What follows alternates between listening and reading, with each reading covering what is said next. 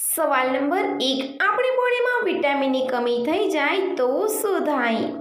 એનો જવાબ છે શરીરમાં વિટામિનની કમી થવાથી કમજોરી આવે છે, થાક, વારંવાર બીમારી, હાડકાં અને સ્નાયુમાં દુખાવો જેવી સમસ્યાઓ થઈ શકે છે. આપણું શરીર પોતાની જાતે વિટામિન્સ બનાવી શકતું નથી, તેથી આપણે જ ખોરાક દ્વારા તેને મેળવવાનું હોય છે. વિવિધ વિટામિનની કમીથી વિવિધ રોગો અને લક્ષણોનું કારણ બની શકે છે. સવાલ નંબર 2, કાચિંડો એનો રંગ કઈ રીતે બદલે છે?